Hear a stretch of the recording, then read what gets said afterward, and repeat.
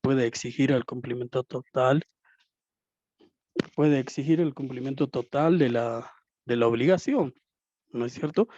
Después habíamos estado viendo lo que son las diversas modalidades de de la solidaridad y decíamos que la mancomunidad solidaria mm, no se excluye por el hecho de que alguno de los deudores solidarios o el deudor común estén obligados por modalidades diversas frente al acreedor o acreedores solidarios respectivamente. ¿Esto qué significa? Significa que puede ser que el acreedor, ¿no? Si bien hay una sola obligación, ¿no? Que es la de pagar 50.000 bolivianos, empero puede ser que a Judith, ¿no? Que es una de las codeudoras, se le ha concedido más tiempo que al resto. Entonces, dice el artículo 434 que la mancomunidad solidaria no se excluye por el hecho de que algunos deudores solidarios o el deudor común estén obligados con modalidades diversas frente al acreedor. Significa que el deudor no va a poder decir, ¿sabe qué? Yo no estoy en la misma situación o en la misma condición que ustedes, porque yo tengo otro plazo, otras condiciones, puede tener, pero eso no le va a liberar de que sea, de que continúe bajo la modalidad de la obligación solidaria, ¿ya? Estábamos viendo también los efectos de la solidaridad y decíamos que cualquiera de los acreedores puede cobrar el total de la obligación, ¿verdad? Cualquiera de los acreedores puede exigir el cumplimiento total de la obligación al deudor. El deudor no puede o pretender simplemente cumplir con su obligación. Eso es uno de los primeros efectos. Después, el otro efecto es que si uno de los acreedores solidarios notifica al deudor, el deudor debe pagar al demandante. Pero si no le han notificado, aún puede elegir pagar a cualquiera de ellos, ¿no? Esto implica que si te han notificado con una demanda, ¿no? Una demanda monitoria o una demanda de cumplimiento de obligación, entonces el deudor lo que tiene que hacer es cumplir, es pagar al acreedor, ¿no? Y no puede decir, no, no le voy a pagar a este porque no me da la gana, sino voy a pagar a cualquiera de ellos. No se puede, ¿no? Una vez notificado, tiene que necesariamente cumplir con aquel que le ha notificado. Ahora, el tercer efecto sería el pago hecho el pago hecho a uno de los acreedores, cuando es total, libera al deudor frente a los otros acreedores, ¿no? Ahí no interesa si el acreedor que ha cobrado la totalidad de la obligación, ¿no?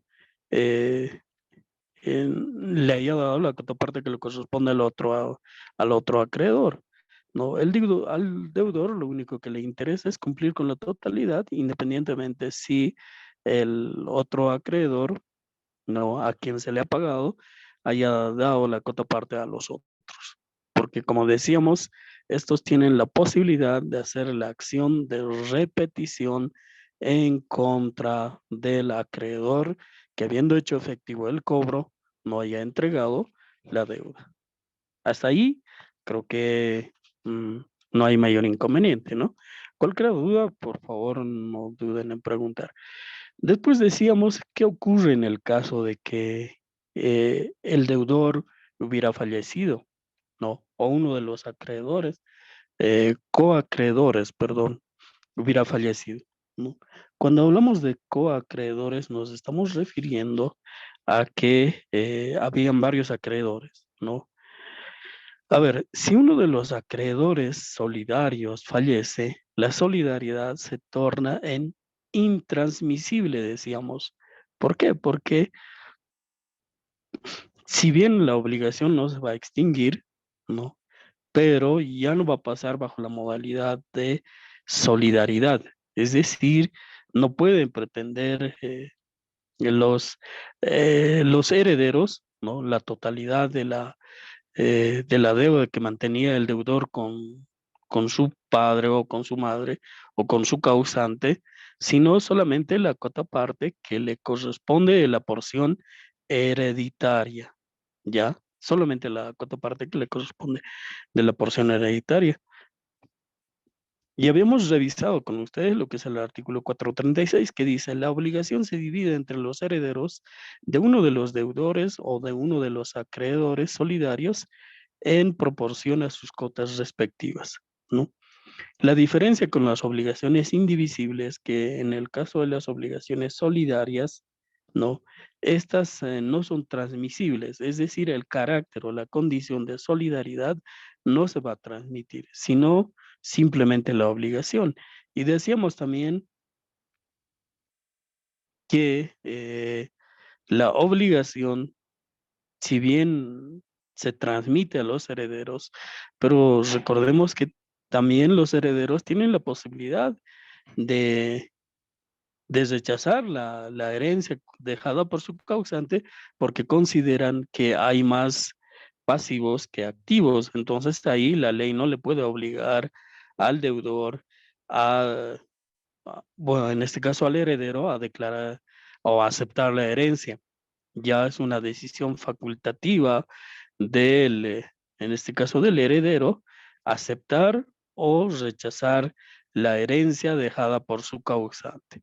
¿Por qué? Porque ¿cuál es el efecto? El efecto es que se va a generar la fusión de la masa hereditaria, es decir, se fusiona, ¿no es cierto?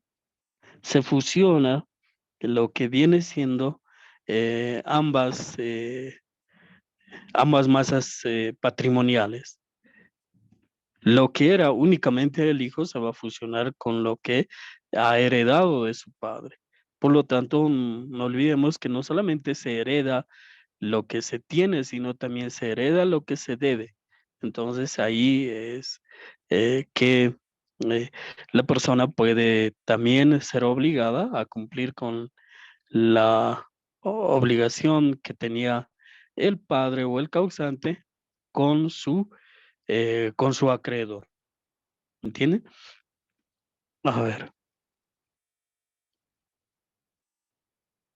A ver, entonces decíamos, ese es, ¿no? En el caso de de la división entre herederos. Ahora, el otro efecto es que existe la posibilidad de que el deudor pueda elegir a cuál de los acreedores va a pagar. ¿Qué nos dice el artículo 437? Dice elección de sujetos para el pago. El acreedor, dice, puede dirigirse contra cualquiera de los deudores o contra todos ellos simultáneamente. Es decir, eh, el acreedor, ¿no? Viendo las posibilidades de que uno de ellos viva, por decir, eh, puede ser que en la práctica alguno de ellos viva pues en otro departamento, ¿no? Entonces, para poder notificar en otro departamento, ¿qué se requiere?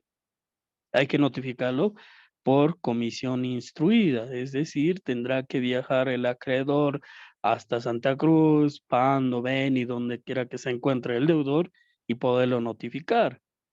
Y no va a ser una sola, bueno, en todo caso, el primer acto de comunicación va a ser la citación y posteriormente, una vez que a medida que se vayan desarrollando las otras etapas del proceso, tendrá que llevar otras notificaciones, ¿no?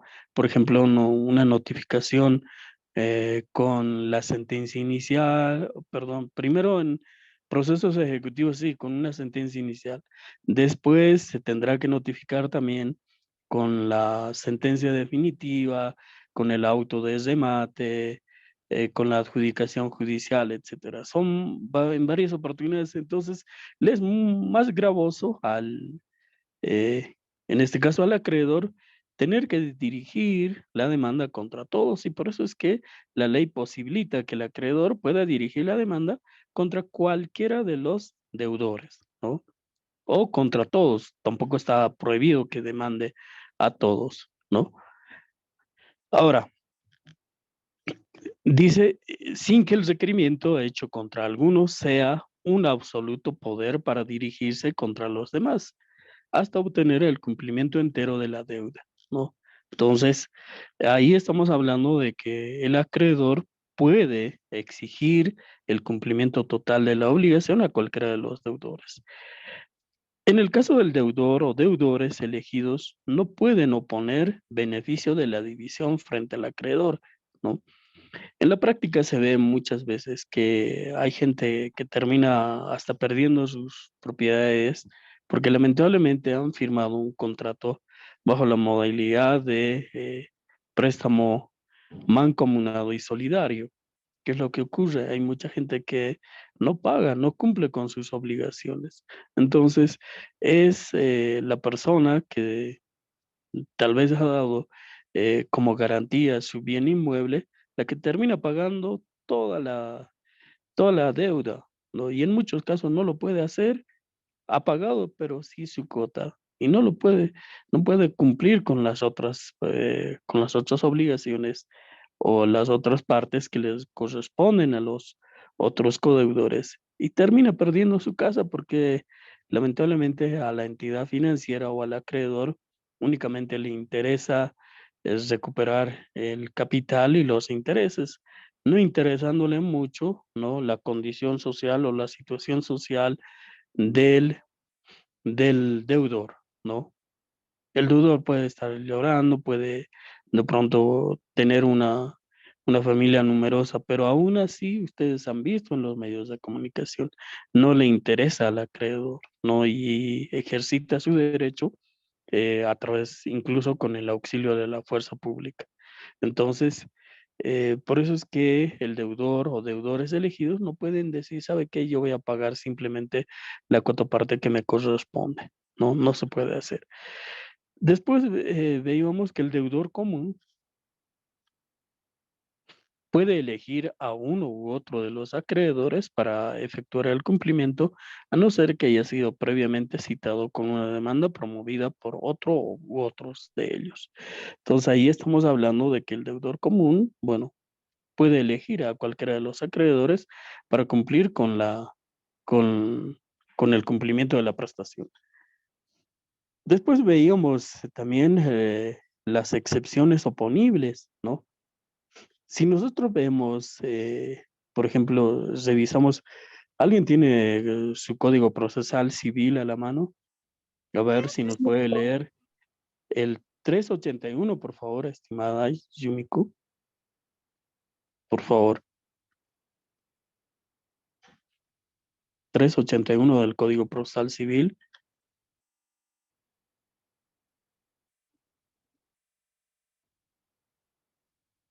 ¿no? Cualquiera de los compañeros que tenga su Código Procesal Civil, el 381, por favor. Doctor, Sí, adelante, por favor. citación, artículo 381, citación de excepciones. ¿Está bien, doctor? Sí, está bien. Ya, parágrafo 1.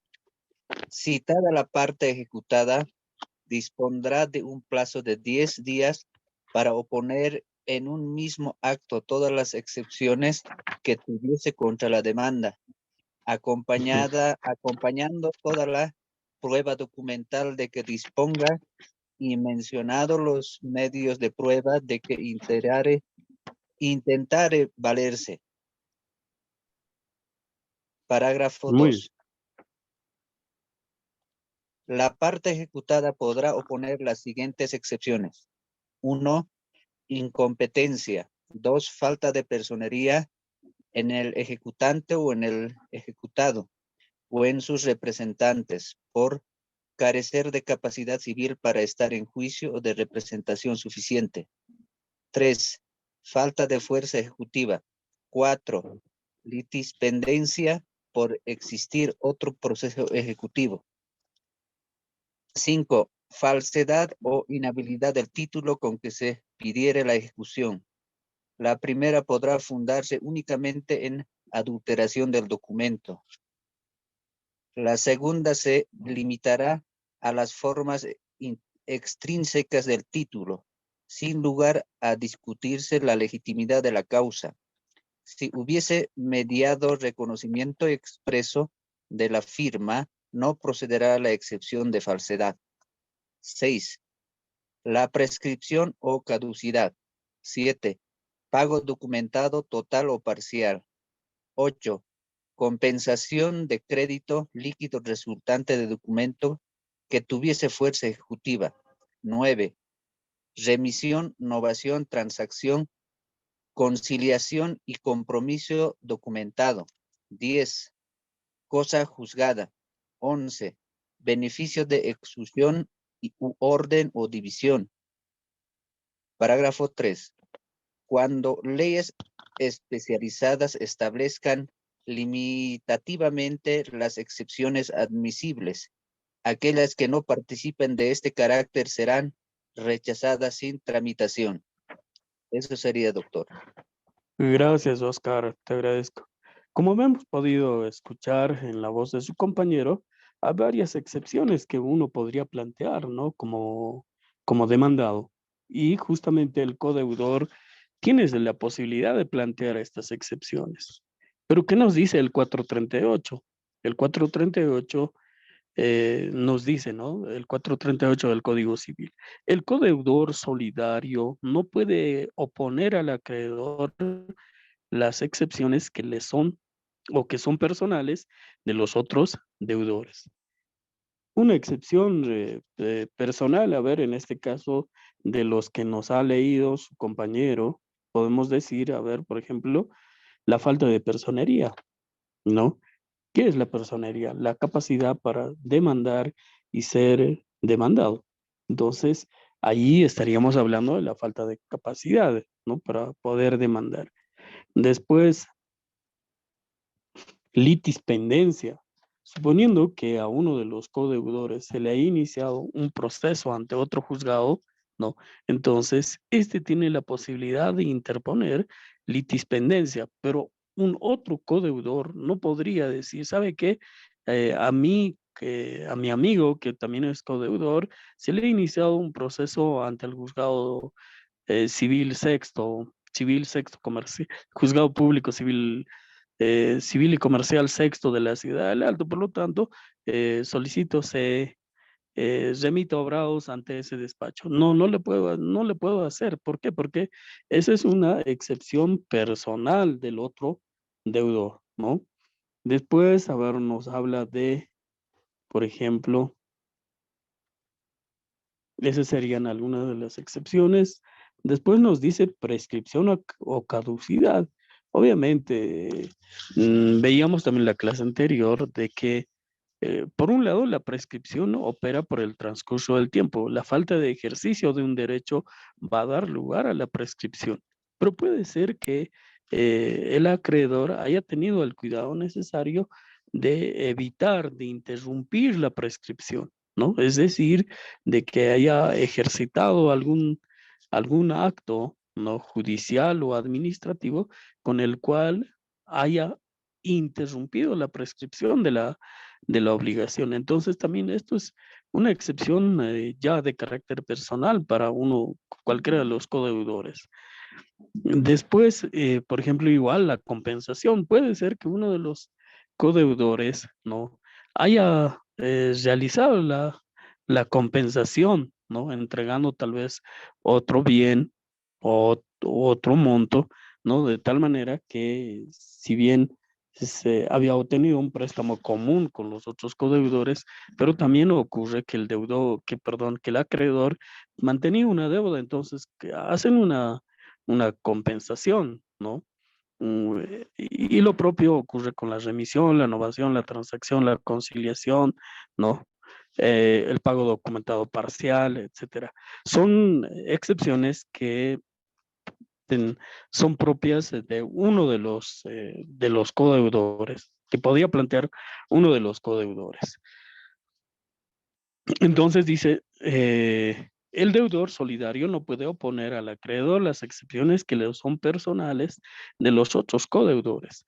Responde ante los otros obligados por no oponer las excepciones resultantes de la naturaleza de la obligación que sean comunes a todos. Ahora, aquí es al revés, ¿no? Dice, responde ante los otros coobligados por no oponer las excepciones resultantes de la naturaleza de la obligación y que sean comunes a todos. Ahí estaríamos hablando, por ejemplo, de la excepción de la inhabilidad del título, ¿no? O la falsedad.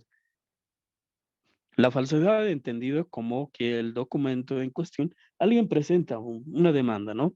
Presenta una demanda en donde dice, Sutano, Mengano y Fulano me deben la suma de $50,000, ¿no?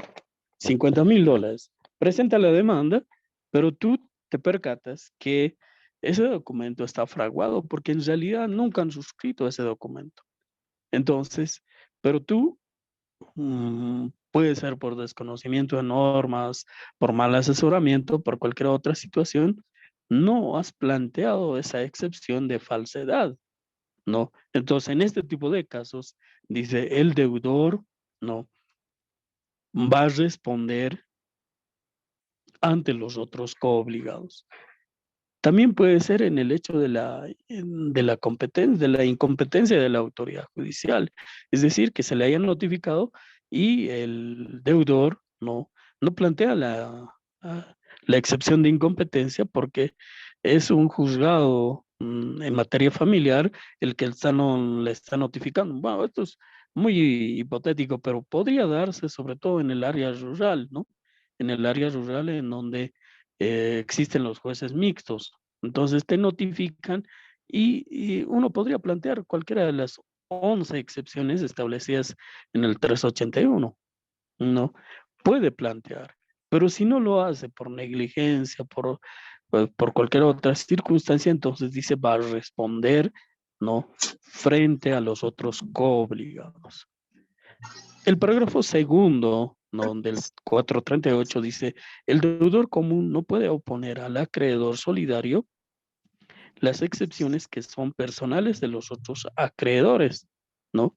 Es decir, que de pronto algún acreedor no tenga alguna, en este caso diremos, algún acuerdo con uno de los codeudores, entonces tampoco podría decir, ¿sabe qué? Pero a usted ya le ha pagado Mario, ¿no?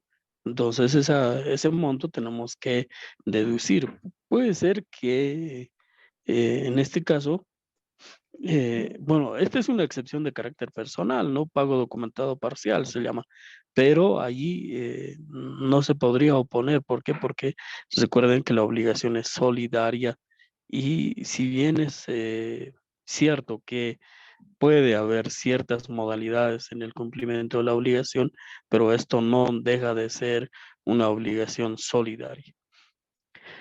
Después habíamos estado revisando lo que es la novación entre el acreedor solidario y el deudor común, ¿no? La novación es la celebración de un nuevo contrato por el cual se establecen nuevas condiciones.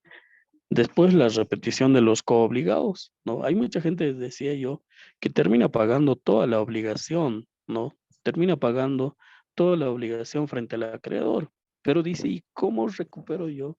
Buen día. Permítame un segundito.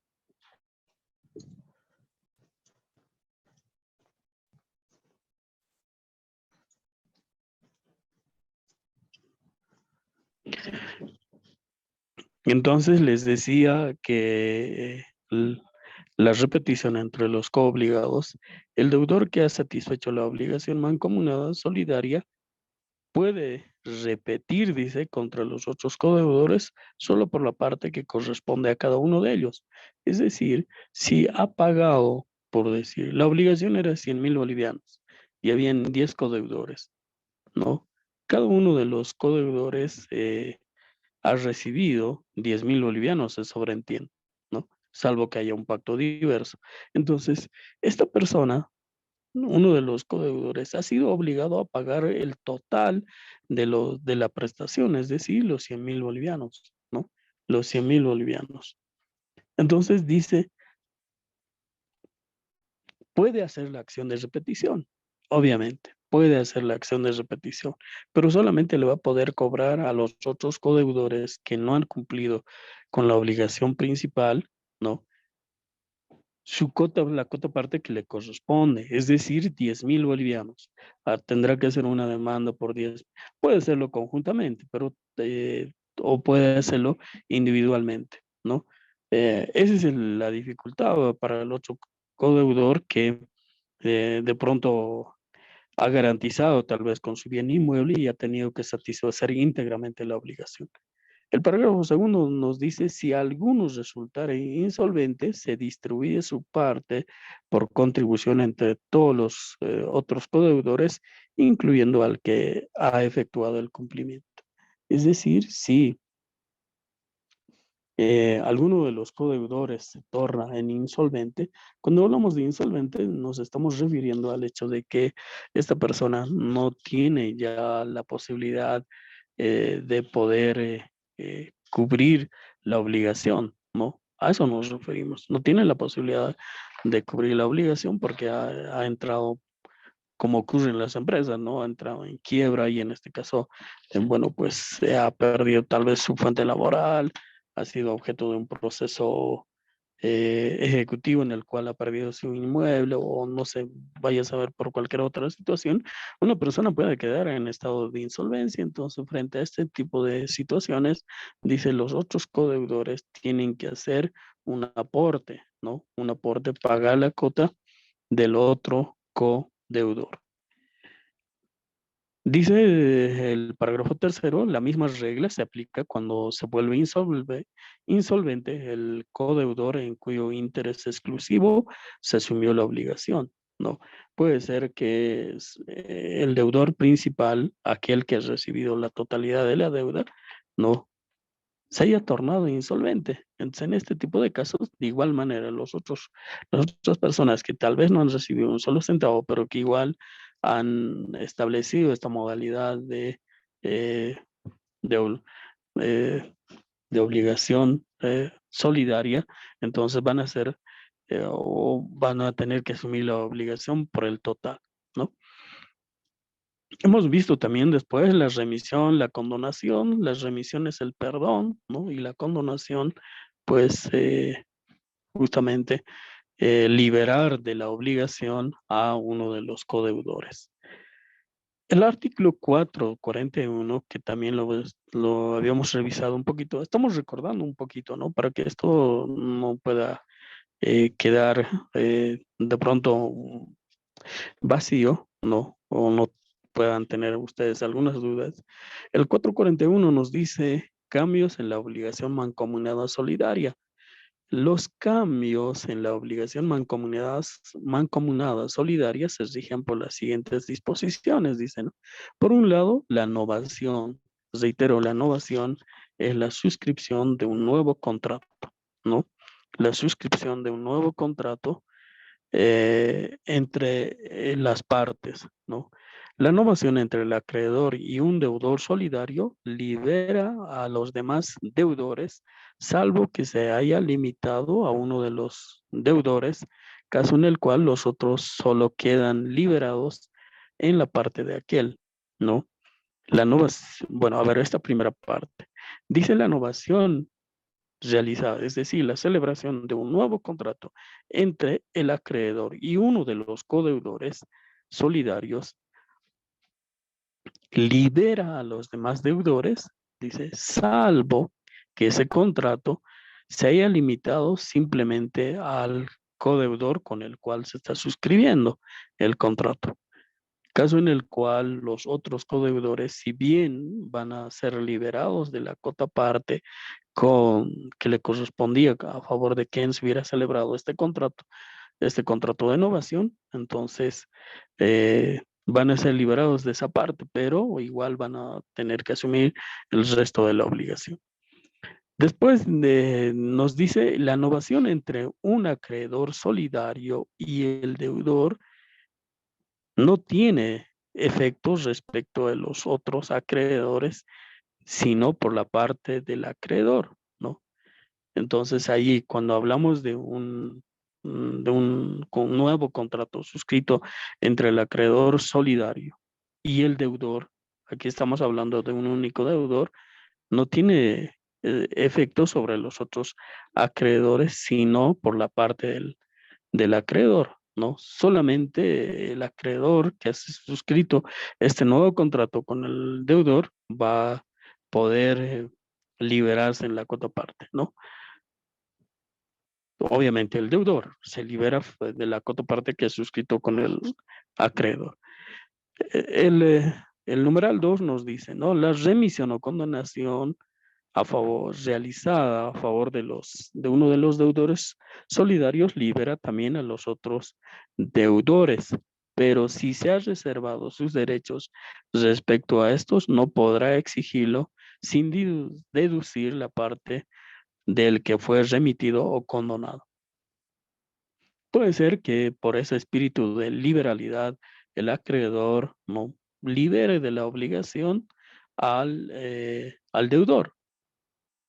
En este caso, dice, la regla general es que todos los otros deudores también son liberados, pero si el deudor dice, ya, te libero a ti, ¿no? A Mario Pérez, güey, ya, te estoy perdonando la deuda, pero los otros se han portado mal, en lugar de pagarme o de decir, por favor, aguárdeme, se han comportado de manera agresiva, me han ofendido verbalmente, entonces a ellos sí les va a iniciar el proceso judicial, ¿no? Entonces, depende del tipo de contrato que se haya hecho en relación a la remisión o condonación, ¿no?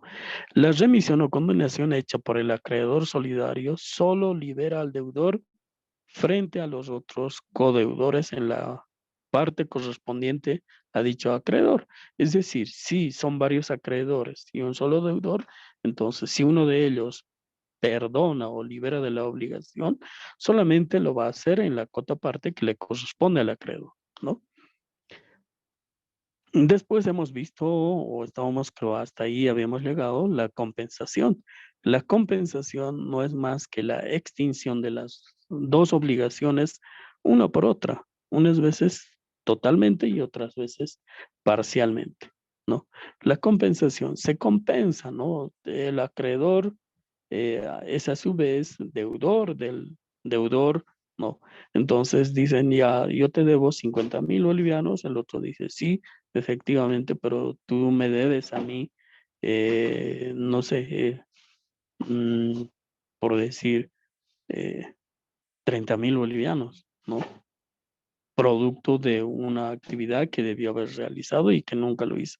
Entonces dice, mira, haremos cuentas y te termino no debiendo, en este caso, 20,000 bolivianos, ¿no? Y estos 30,000 bolivianos se compensan. Eso puede ser una compensación parcial y hay en otros casos en los que se hace la compensación total, ¿no? El artículo 441 también, en su numeral 3, en su artículo 3 nos dice, ¿no? La compensación solo puede oponerse hasta el valor total por el deudor, a quien favorece, y por los otros deudores hasta la concurrencia de la parte que corresponde a aquel en la obligación, ¿no? Es decir, solamente pues se puede hacer la compensación o puede oponerse la compensación hasta el valor total eh, por el deudor a quien favorece, ¿no? Y por los otros deudores hasta la concurrencia de la parte que le corresponde a aquel en la obligación. Es decir, ¿no? La compensación, indudablemente, al, al ser una una figura jurídica por el cual tanto el acreedor como el deudor, ¿no? De existiendo obligaciones recíprocas, compensan, ¿no? Tanto lo que se adeuda por parte del acreedor como lo que se adeuda por parte del deudor, ¿no? Entonces, ahí es que existe la compensación, ¿no? La compensación. Ahora, la misma regla dice se aplica en las relaciones del deudor con los acreedores solidarios, Obviamente la compensación solamente va a ser pues hasta la cuota parte que le corresponde también a los deudores, ¿no? A los deudores. La confusión creo que también lo habíamos visto, pero a ver, aclararemos. La confusión se da cuando en una misma persona, ¿no? Eh, en una misma persona, por ciertas causas, ¿no? Por ciertas circunstancias, se reúnen las condiciones o la calidad de acreedor y deudor. Por ejemplo, un hijo que le debía dinero a su padre, ¿no? Y el padre fallece, ¿no? Entonces, el hijo va a terminar ocupando el lugar del padre, ¿no es cierto? Entonces ahí se fusionan bueno, estas dos condiciones. Por un lado, en este caso, el acreedor ha fallecido, ya, pero entra en su lugar el hijo y el hijo debía a su padre. Entonces, fíjense, ahí se fusiona, ¿no? Porque el deudor ocupa el lugar del acreedor, ¿ya? No va a poder decir, ¿sabe qué? Usted o yo me debía, entonces me pagaré. No, no, hay una fusión, ¿verdad? Después el numeral 4 del 441 nos dice la confusión que se opera entre el acreedor y el codeudor solidario o entre un acreedor solidario y el deudor extingue la obligación en la parte de aquel codeudor o de este acreedor respectivamente, ¿no? Ahí estaríamos hablando de que habían 10 personas que le debían a un acreedor y uno de los codeudores era el hijo del acreedor, ¿no? Entonces ahí va a operar la confusión únicamente en relación al codeudor que, bueno, ingresa en esta condición, ¿no? Es decir, ahora se tornaría en acreedor. Después es la transacción. Aguárdame un segundito.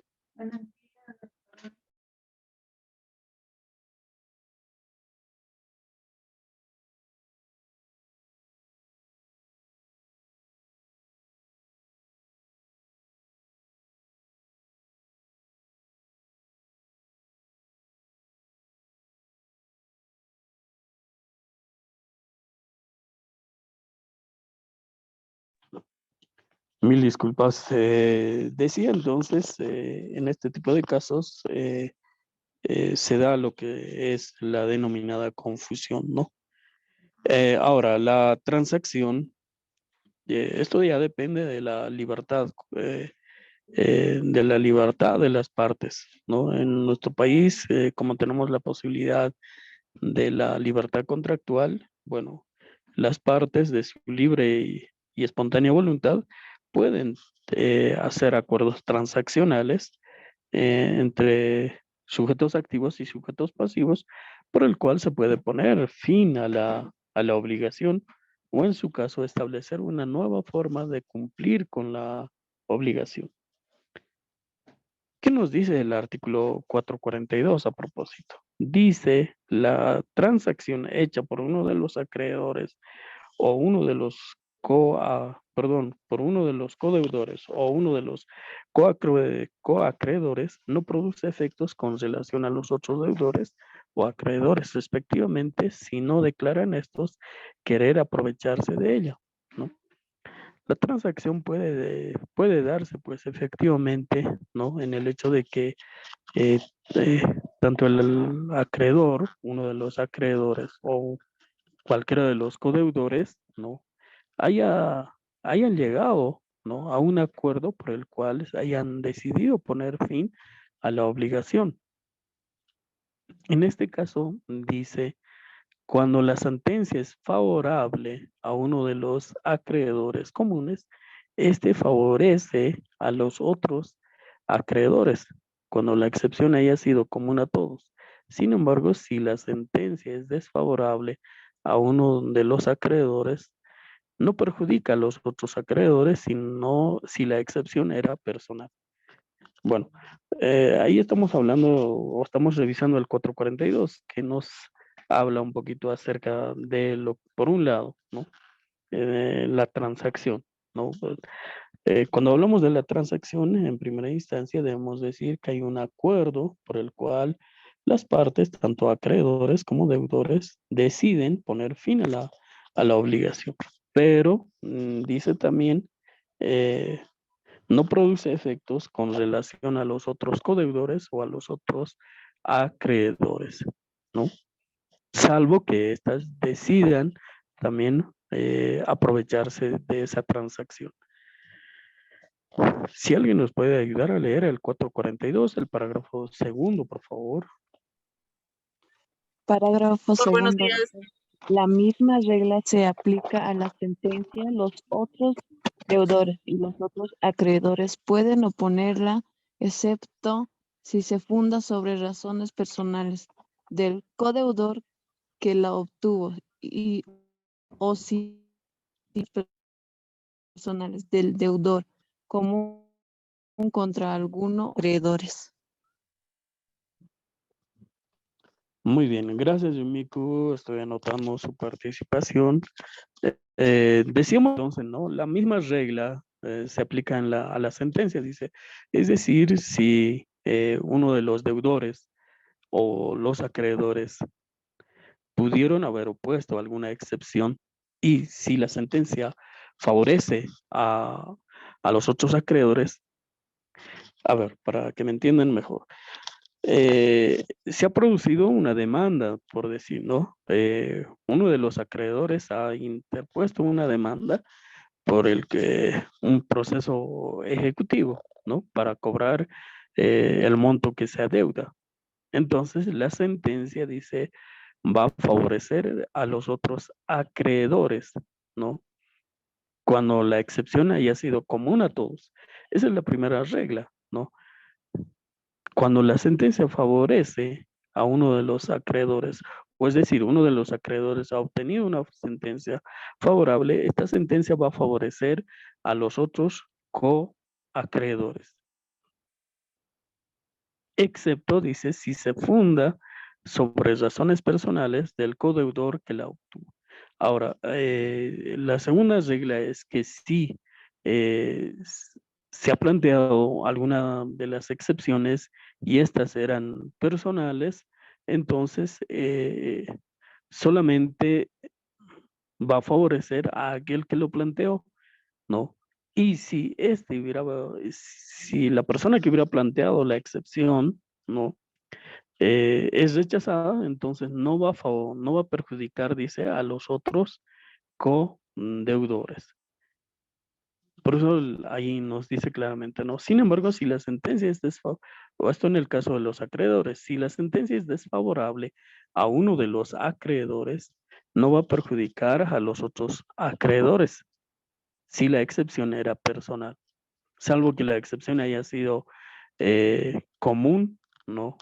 Entonces ahí obviamente todos los acreedores se verán afectados, pero si la excepción únicamente le era desfavorable, perdón, era personal en contra de uno de los acreedores, no va a perjudicar al resto de los codeudores si es que la sentencia hubiera salido improbada.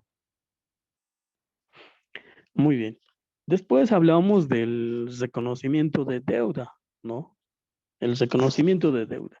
Si el deudor común le reconoce la deuda a uno de los acreedores comunes, ese reconocimiento de la deuda favorece a los otros acreedores. Decíamos, ¿no?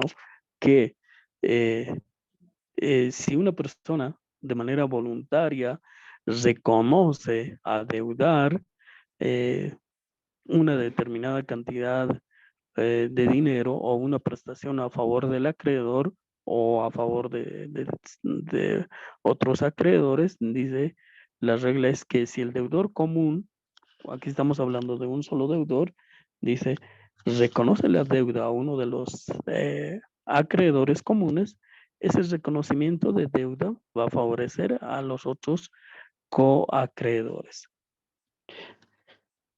A ver, para ello vamos a leer el 443. ¿Qué nos dice el 443? A ver, cualquiera que nos ayude a leer, por favor. Doctor, buenos días. Artículo, Buenos días, adelante, por favor. Artículo 443, juramento. El juramento deferido por uno de los codeudores solidarios al acreedor o por uno de los coacreedores solidarios al deudor, o bien por el acreedor a uno de los codeudores solidarios o por el deudor a uno de los coacreedores solidarios respecto a la deuda, produce los siguientes efectos. Numeral 1.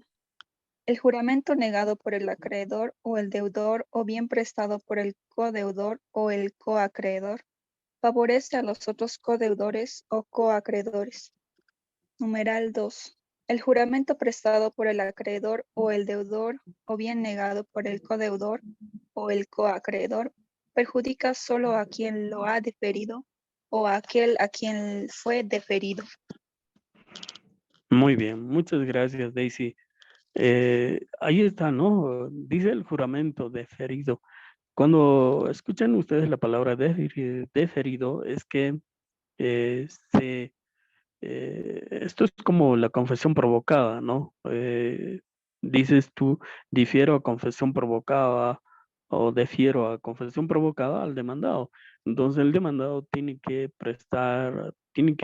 hacer una declaración, ¿no? Ante la autoridad judicial, negando o aceptando, ¿no?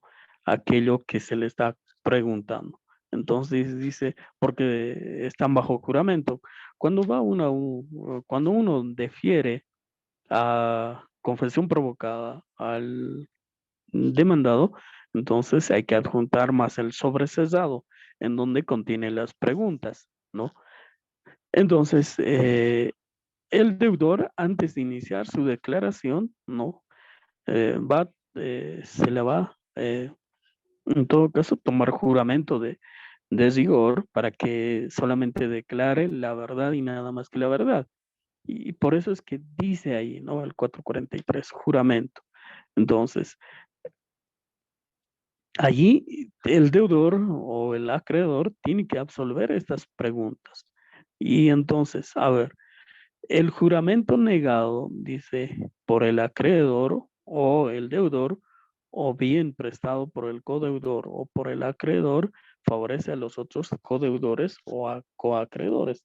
Es decir, si nosotros hemos convocado, ¿no?, al codeudor para que haga un juramento y este reconoce la deuda, entonces dice, va a favorecer a los otros codeudores. De igual manera, si negase, digo, esto también va, o en todo caso, a afectar a los otros codeudores, ¿no? Esa es una primera regla. La segunda regla es que el juramento prestado por el acreedor o el deudor, o bien negado por el codeudor o el acreedor, perjudica a quien lo ha deferido, ¿no? O aquel a quien fue deferido. Bueno, esto ya, ese es el primer caso es en cuando el deudor reconoce, ¿no? El juramento negado por el acreedor o el deudor o bien prestado por el codeudor o el acreedor favorece a los otros codeudores o coacreedores. Esa es la primera regla. Y la segunda regla es que el juramento prestado por el deudor o por el acreedor o el deudor o bien negado por el codeudor o el acreedor perjudica a quien lo ha diferido o a quien fue deferido. Entonces, ahí estaríamos hablando de que en el caso de que eh, se reconoce la deuda, ¿no? Entonces ahí obviamente va a favorecer también a los otros codeudores. Y en el caso de que se negase, solamente va a perjudicar a quien haya deferido, ¿no?, al juramento, ¿ya? A quien haya deferido el juramento o ya sea en el caso del acreedor o en el caso del deudor. El artículo 444, reconocimiento de deuda. ¿Qué será el reconocimiento de deuda? El reconocimiento de la deuda hecho por uno de los deudores solidarios no afecta a los otros, pero si se hace por el deudor común, frente a uno de los acreedores solidarios favorece a los demás. Ahí estamos hablando de que en el primer caso estamos hablando de que hay un solo deudor, ¿no? Hay un solo deudor. Y si este deudor reconoce que efectivamente, mantiene una deuda con X o Z persona, ¿no? Entonces, esto va a favorecer, dice, al resto de los coacreedores, ¿ya? Al resto de los coacreedores. Pero eh, si hay varios deudores y uno de ellos reconoce la deuda, no va a afectar a los otros codeudores, ¿no? ¿Por qué? Porque el otro no podría asumir obligaciones por otras personas o por terceras personas, ¿no? Esa es una regla básica. Después hablamos también de lo que sería la mora del deudor común, ¿no? La mora del deudor común. La declaratoria de mora, ¿no? ¿Qué es la mora? A ver, recordaremos. La mora es el retraso, ¿no? El retraso en el cumplimiento de la obligación, ¿cierto? Eso es verdad. Es el retraso en el cumplimiento de la deuda, de la obligación. Entonces dice, la declaratoria de la mora por un acto de uno de los acreedores solidarios favorece a los otros acreedores solidarios. ¿Qué está diciendo esto? Que el hecho de que uno de los acreedores haya declarado o haya constituido en mora a uno de los deudores, también va a favorecer, ¿no?, al resto de los acreedores solidarios. ¿Alguien nos puede ayudar a leer el 445, por favor? Buenos días, doctor. Adelante, por favor. Artículo 445, mora. La constitución en mora de uno de los deudores solidarios surte efectos contra los demás codeudores. La mora del deudor común por acto de uno de los acreedores solidarios favorece a los otros acreedores. Muy bien, gracias, Maribel. Dice la constitución de la mora de uno de los codeudores solidarios surte efecto contra los demás codeudores. Es decir, que ya no van a poder plantear la prescripción de la obligación, ¿no? No van a poder plantear, ¿por qué? Porque uno de los acreedores ha constituido en mora. Al haberse constituido en mora, a uno de los deudores también, ¿no? En este caso va a surtir efectos contra los otros codeudores, ¿ya? La mora del deudor común por un acto de uno de los acreedores favorece, dice, a los otros acreedores. En sentido contrario, es decir, que si el acreedor es quien no está cumpliendo con ciertas condiciones para el cumplimiento de la obligación, entonces el deudor puede constituir también en mora al acreedor, de tal manera que la constitución de la mora, no del acreedor, va a favorecer a los otros acreedores. Esa es eh, eso es una regla, ¿no? La mora, reiteramos, es el retraso. Entonces, ¿cómo vamos a constituir en mora? Nosotros decíamos, se lo hace a través de una citación, ¿no? Si es que no está establecido, ¿no?, en el contrato como tal, aunque por regla general debería estar, ¿no? Un segundito, por favor.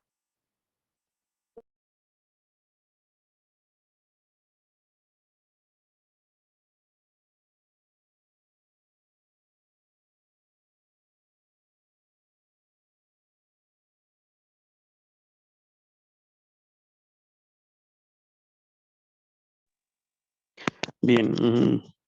Bueno, entonces decíamos que la constitución de la mora, ¿no? Que se puede hacer directamente en la suscripción del contrato primigenio o eh, mm, por una, por una intimación judicial, ¿no?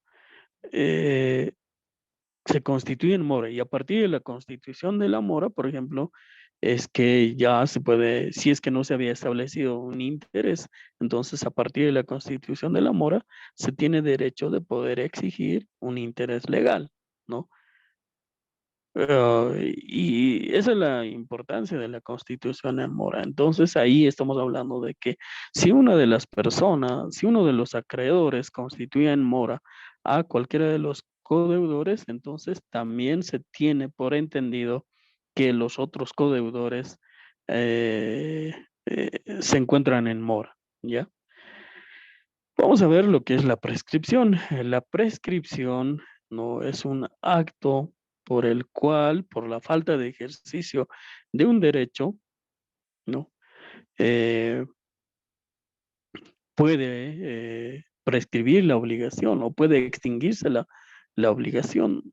Si bien no se extingue, y es bueno también aclararlo, no se extingue la obligación como tal, sino esta obligación se torna en una obligación simplemente moral, ya no en una obligación jurídica.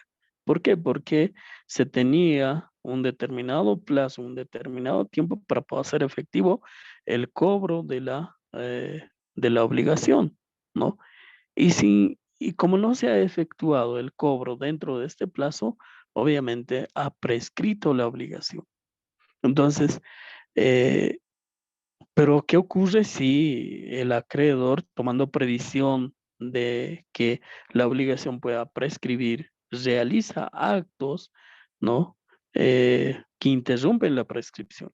Los actos realizados por uno de los acreedores solidarios, ¿no? Que interrumpen la prescripción no surte efectos en relación a los otros acreedores. Aquí es importante, ¿no? Analizarlo. A ver, dice, los actos realizados por uno de los acreedores. Estamos hablando de que pueden haber 4 o 5 acreedores y solamente uno de ellos, ¿no? Interrumpe la prescripción.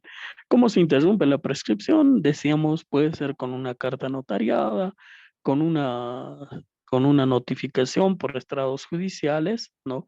Iniciándole un proceso monitorio, ejecutivo o un proceso de cumplimiento de obligación en la vía ordinaria, ¿no? Entonces, se presenta, ¿no? Se presenta eh, eh, esta, este acto, se realiza este acto, pero solamente va a interrumpir la prescripción, dicen, de la persona que hubiera realizado este acto a favor del acreedor que está interrumpiendo la prescripción y no en relación a los otros acreedores, ¿no? A ver, para ello vamos a leer el 446, por favor, si alguien nos ayuda.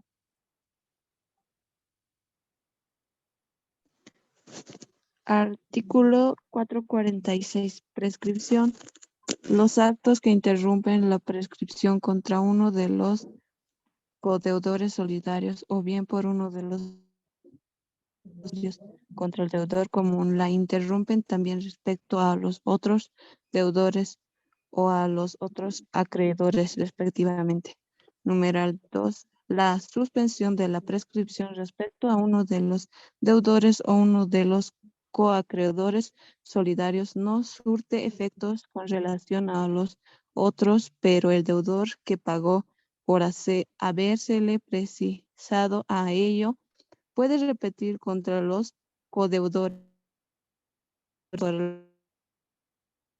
la renuncia o la prescripción hecha por uno de los codeudores solidarios no surte efectos contra los otros, pero la que hace frente a uno de los acreedores solidarios favorece a los demás.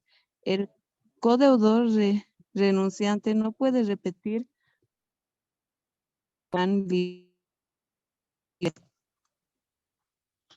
Muy bien, gracias, Yumiko. Entonces, el artículo 446 nos habla de ciertas reglas, ¿no? El parágrafo 1, en principio dice, los actos que interrumpen la prescripción contra uno de los codeudores solidarios o bien por uno de los coacreedores solidarios contra el deudor común la interrumpen también respecto a los otros codeudores o a los otros coacreedores. Esa es una primera regla, ¿no? Sin embargo, el parágrafo segundo nos dice, la suspensión de la prescripción respecto a uno de los codeudores, perdón, a uno de los deudores, a uno de los acreedores solidarios, no surte efecto con relación a los otros. Si bien, a ver, aquí hay dos cosas, ¿no? Por un lado, alguien, ¿no?, realiza un acto por el cual interrumpe la prescripción. ¿Qué es la prescripción? Pero a ver, entenderemos. ¿Alguien me puede decir qué es la prescripción? La prescripción, ¿no?, es la extinción del derecho de poder ejercitar, en este caso, el cobro, por decir, de algún monto de dinero, ¿no?, por cuanto no se ha ejercitado el mismo en el plazo que la ley confiere. A ver, yo les digo, la obligación se ha establecido por el plazo de 5 años, ¿ya? Se ha establecido el 15 de mayo del año 2016. Esa obligación, ¿no?, eh, si se ha otorgado para el plazo de 5 años, tendría que haberse cumplido el 15 de mayo del 2021, ¿verdad? 15 de mayo del 2021. Desde el 15 de mayo del 2021, perdón, sí, del 2021, el acreedor tiene 5 años para poder cobrar su deuda, ¿no? 5 años. Y eso sería del 15 de mayo del 2021 al 15 de mayo del 2026. Si hasta el 15 de mayo del 2026 el acreedor no cobra su crédito, tampoco hace ningún acto administrativo o judicial por el cual se interrumpa la prescripción, es decir, ¿cómo podría interrumpirse la prescripción? ¿No? Con una citación, con una carta notariada o básicamente de esas dos formas, ¿no? Porque si hay personas que dicen, pero la anterior semana nomás le he estado cobrando.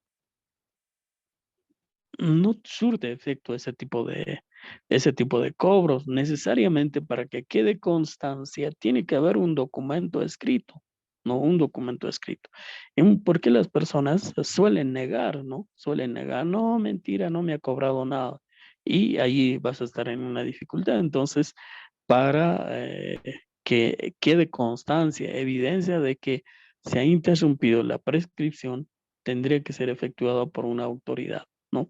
Y en este caso puede hacerse a través de una carta notariada, ya en donde el notario de pública se constituya en el domicilio del deudor, haciéndole constar o pidiéndole que en el plazo máximo de 10 días, 5 días, no sé, dependiendo, ¿no?, el deudor cumpla con la obligación que tiene en relación al acreedor, ¿no? Bajo alternativa de iniciársele un proceso, etcétera.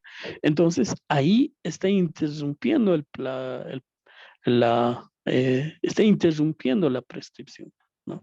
Está interrumpiendo la prescripción de tal manera que el deudor no va a poder decir, ¿sabe qué? Sí, evidentemente, ¿no? Ya pasaron los 5 años y no me ha cobrado, ¿no?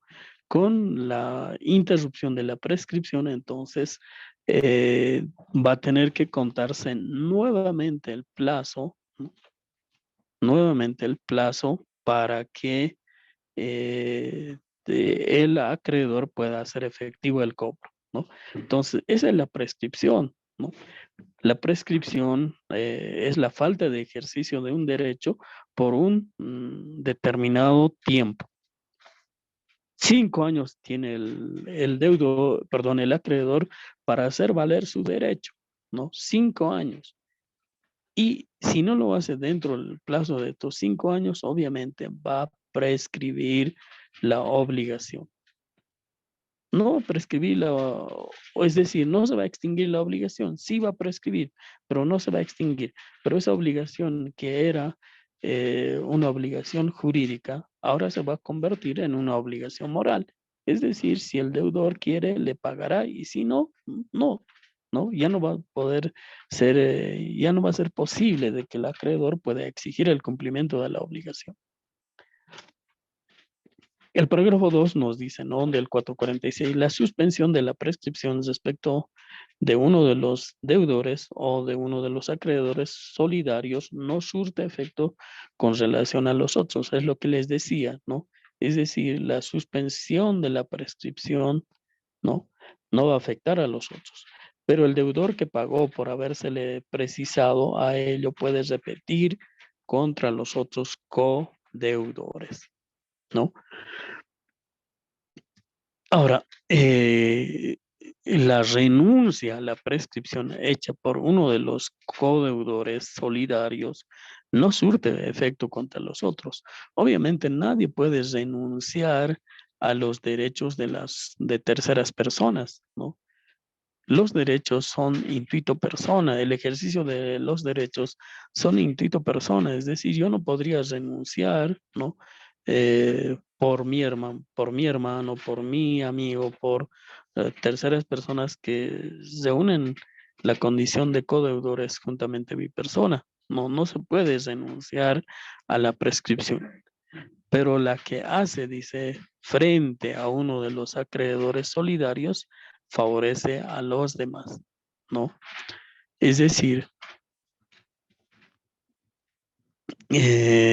cuando se hace la renuncia de la prescripción frente a uno de los acreedores solidarios, ¿no? Obviamente va a favorecer a los demás. Es decir, el deudor dice, ya renuncio a la prescripción, ¿no? Entonces, el resto de los coacreedores también va a ser favorecido por esta determinación.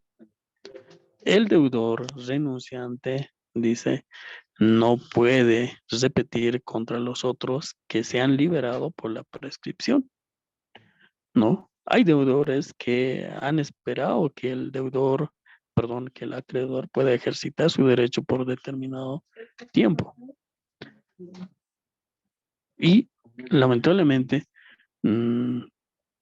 el acreedor no ha ejercitado su derecho, por lo tanto la obligación ha prescrito, ¿no? Ha prescrito. Entonces, en ese tipo de casos, dice, esta situación va a favorecer a los otros codeudores, ¿no? Vamos finalmente al último punto de este tema, que ha sido un poquito largo, la repetición. La repetición es una figura jurídica por el cual aquella persona que haya sido obligado a pagar, ¿no? Una obligación por el total, ¿no? Entonces tiene la posibilidad de pedir que los otros, ¿no? A nombre de quienes o por culpa de quienes haya sido o se haya visto forzada a pagar esta prestación, entonces tengan que devolver la cota parte de esta persona. Ahora, leamos lo que dice el 439 al respecto. Si alguien nos puede ayudar a leer, por favor. El 439. Artículo 439. Relaciones internas entre codeudores y acreedores. Párrafo primero. Mancomunadas se divide en las relaciones internas de los sujetos entre los diversos o entre los diversos acreedores. Puede ser que haya sido contraída en interés exclusivo de uno de ellos. Gracias, Yaeli. Estoy anotando su participación. Dice entonces el 439, ¿no? Relaciones internas entre los codeudores y coacreedores.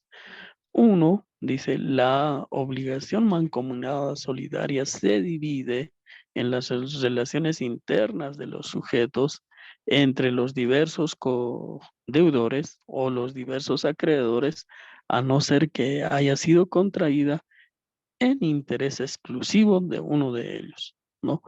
Obviamente, cuando uno obtiene un préstamo bajo la modalidad de mancomunidad solidaria, decíamos que todos los deudores y todos los acreedores, ¿no? Tienen en el caso de los deudores, tienen la obligación de cumplir con la obligación. Si bien es cierto, ¿no? Si todos actuásemos con lealtad, ¿no? Debería cumplir simplemente su cuota parte y todos los obligados deberían cumplir con la cuota parte que les corresponde. Sin embargo, no siempre ocurre esto, ¿no? Y uno de los codeudores termina incumpliendo con la obligación, por lo tanto, el codeudor, ¿no? Que ha satisfecho la obligación en su contraparte, va a ser obligado a pagar la parte que adeuda, ¿no? Ese otro codeudor que ha incumplido con la obligación, ¿no? El parágrafo segundo del 439 nos dice, ¿no? Las partes y porciones de cada uno se determina conforme al 429. ¿Y qué nos dirá el 429? El 429 nos habla obligaciones divisibles. Esto ya decíamos que en el caso de las obligaciones divisibles, ¿no? En las obligaciones mancomunadas con prestación divisible, cada uno de los acreedores no puede pedir la satisfacción del crédito más que por la parte o porción que le corresponda. Y cada uno de los deudores no está reatado a pagar la deuda más que la cota parte de su porción respectiva. Esto es en el caso de que, en el caso de la obligación mancomunada, ¿no? Se haya suscitado esta relación interna, ¿no? Cuando hablamos de relaciones internas entre codeudores y coacreedores, nos estamos refiriendo a acuerdos internos. Aquí hay una sola obligación, ¿no? Esta es la obligación principal, ¿no? En donde se ha establecido una serie de condiciones y en donde se ha estipulado que la obligación es mancomunada y solidaria, ¿no? Entonces, pero internamente las partes pudieron haber establecido, ¿no? Dentro de esa relación jurídica, algunos acuerdos internos y dice, en ese tipo de casos, la obligación mancomunada solidaria se divide en las relaciones internas, ¿no? Es decir, cada uno tendrá que pagar la cota parte a la que pero siempre y cuando no existan estos acuerdos internos que debe estar contenido en documentos. Si no está contenido en ningún documento, entonces eso es una obligación sólida, mancomunada, solidaria, ¿no? En donde cada uno de los deudores puede ser obligado al cumplimiento total de la obligación y cualquiera de los coacreedores puede exigir el cumplimiento total de la obligación. De esa manera, ¿no? Muy bien. La próxima clase vamos a ingresar a lo que vienen siendo las obligaciones, obligaciones comunes, ¿no? Sobre todo en el caso de los edificios, cuando hay obligaciones, por ejemplo, de mantener espacios comunes, ascensor, pasillos, hay la obligación de mantener el garaje, pero alguien podría decir, pero yo no utilizo ascensor y porque yo vivo en el primer piso y solamente yo subo a pie. Aún así, ¿no? De acuerdo a la naturaleza de la construcción, necesariamente se tienen que cubrir estos gastos comunes, ¿no? Estos gastos comunes. De eso vamos a hablar la próxima clase y reitero las disculpas. Bueno, este dolor de cabeza un poquito que no te impide desarrollar toda tu capacidad, pero bueno, cuídense, creo que está a momentos un poquito empeorando la situación pareciera, pero bueno, con un poquito de cuidado vamos a estar bien todos. Que tengan un excelente día, estimados compañeros. Nos estaríamos viendo el día viernes. Hasta entonces, muy buenos días. Hasta luego. Gracias, Doctor. doctor. Muchas Hasta gracias. luego.